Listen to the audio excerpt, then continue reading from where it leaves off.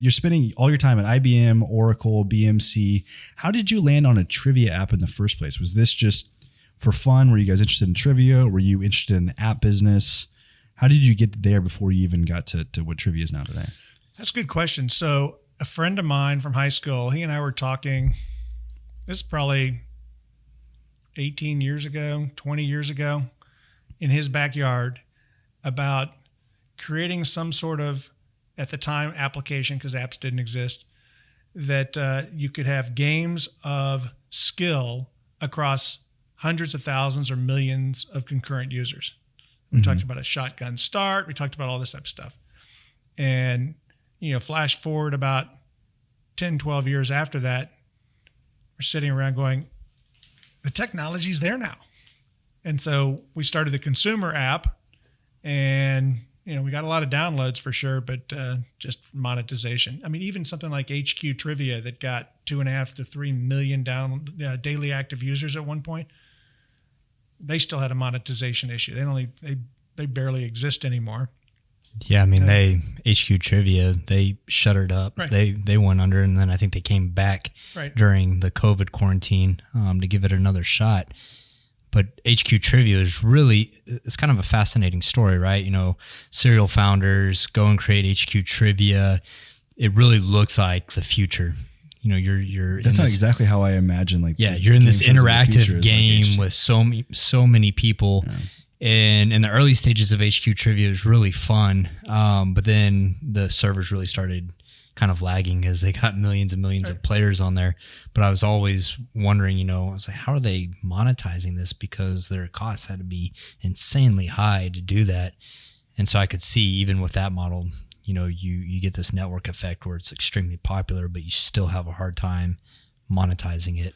I'm just shocked that they didn't. I mean, this is obviously off topic, but I'm just shocked that they didn't have advertising while we were all waiting. Mm-hmm. Yeah, that was easy. That was easy. You have 2 million people waiting for, sometimes it was like 10 minutes. Yeah.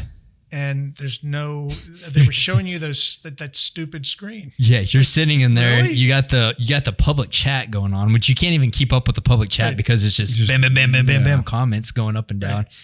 That, and then, sponsored comments, or sponsored questions, Right. This one's from Pepsi, or this trivia questions about $1 Pepsi. a month subscription. Well, that's what we were going to do. We were going to start with crosswords 20 years ago, and it was like $1 to play each time you play, and in essence, we would take a rake, kind of like gambling. Not kind of like gambling. It was gambling. We actually did a review of gambling. We hired an attorney. We were really serious about this. We hired an attorney 20 years ago, and they told us, okay, these 20 states, you probably can't do it. Yeah.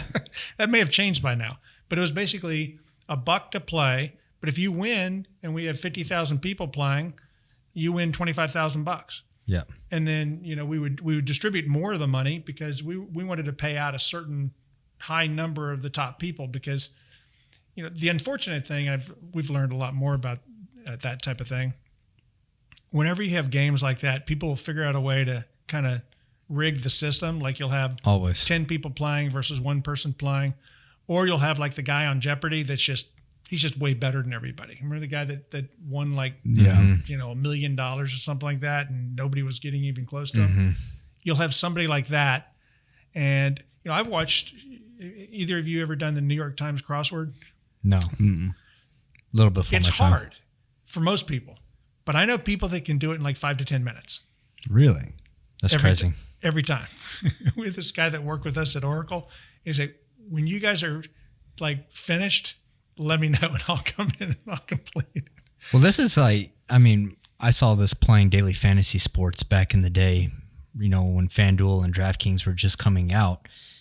Like, you're about to hear my nerd come out, but I'd spend 40 or 50 hours a week playing daily fantasy sports. And while everyone else is, chipping in $1 and, picking their lineup, I was running, doing statistical analysis to pick a pool of 25 players, running an algorithm that would generate 100 lineups using those 25 players, and then had a script that would upload 200 lineups. And so that's why DFS started coming under fire, in New York and Texas and some other states, because it resembled a lot. It looked like gambling. They're taking a rake And then you have whales and people that are manipulating the game by using algorithms and mass uploading scripts. So there's always going to be people out there that are looking at how can they game the system, right? Or just be better than everyone else. And so it's no surprise that you would see that in a trivia game setting as well. Yep.